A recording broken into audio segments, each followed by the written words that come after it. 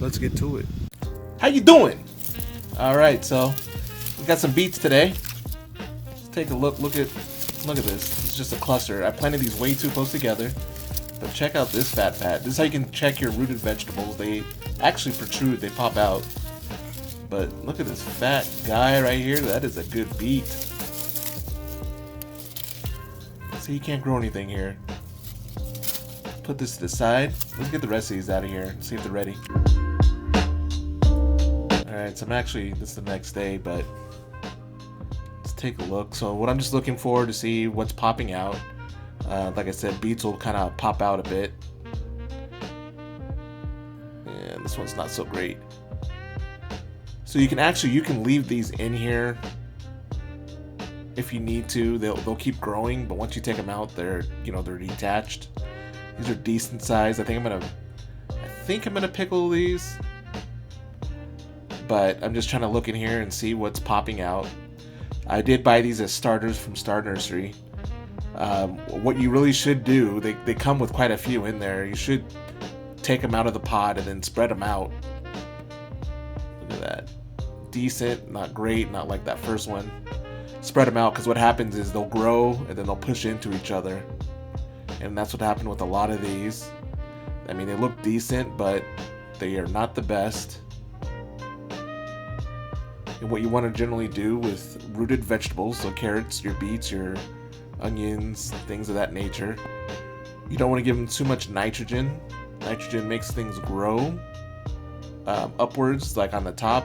And underneath, you want to give them potassium and give them the P's and the K's in the NPK matrix. That'll get some better growth and health underneath.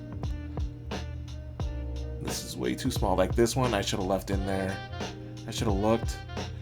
But on fertilizers, you'll see the NPK ratio on there. The N is for above ground. It's your nitrogen. What's going to make things grow above. So like your vining plants, maybe your trees. Look at this guy. It's pathetic. Edible, but pathetic. And also the leaves are edible as well. So you don't want to give these too much nitrogen, or you're just going to have a bunch of leaves and you're going to have those small little stunted looking ones. I think actually that might be part of the issue with mine. But let's go through here and get all these out. If you look here, I believe this is the onion. I swear, I don't remember planting onions, but I do remember planting that garlic that I got from the store. But that's got to be an onion. There's just tons of stuff. I just put anything on here that's dead. Let's get you in here to take actually a better look at some of these. Maybe we can see what I'm talking about. So if you can see here, if you compare this to the other one, these are still, they're not protruding at all. So these ones I think I'm going to leave in here, let them get a little bit bigger. Hit them with, like I said, some more of that P and K fertilizer. Let them get a little bit healthier, get them bigger. And then we'll get them out. You don't have to pull everything at once. I don't even know what that is. See, the issue with me is that I just plant so many random things. I really should start writing stuff down. And this guy completely went to seed. Pollinators love it though. But let's take a look at the harvest. Alrighty, so if you didn't know, these leaves are edible. You can make a nice salad out of these. Grow it just no different than you would use lettuces. Every part of the beet is edible. What I think I'm gonna do is take these inside. We'll separate them. I don't know if I'm gonna do an actual cooking video on that, but let's get these inside.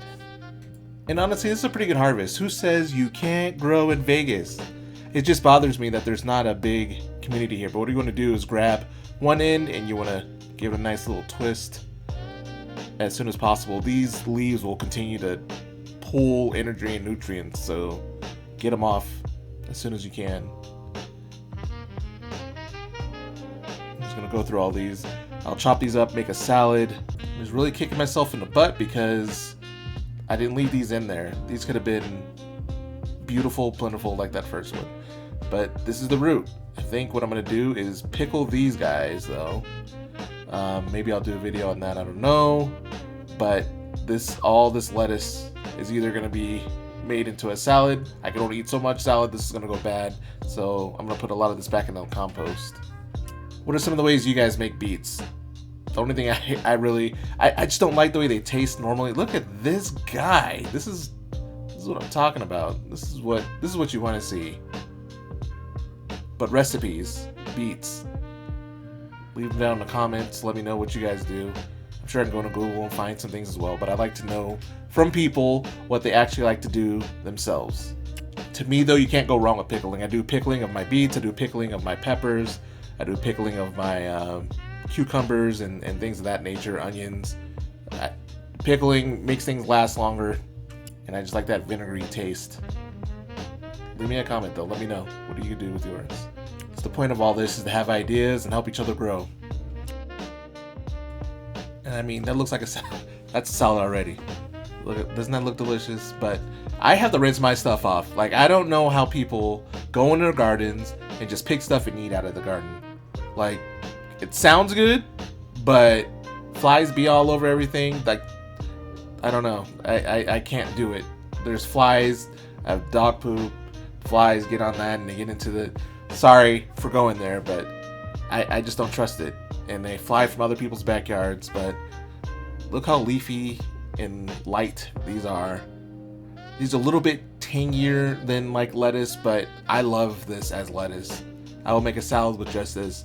What I like to do actually is just mix them together with some other greens. Maybe some regular leafy lettuce, maybe some arugula. All that stuff can be grown in your garden. You know what you put into it. You know what's on it. There's no pesticides. It's not gonna get recalled. Like, I know what I'm eating with this. That's the best thing about the garden. Anyway, like, share, subscribe. Leave me a comment about any of those questions that I have. Let's grow.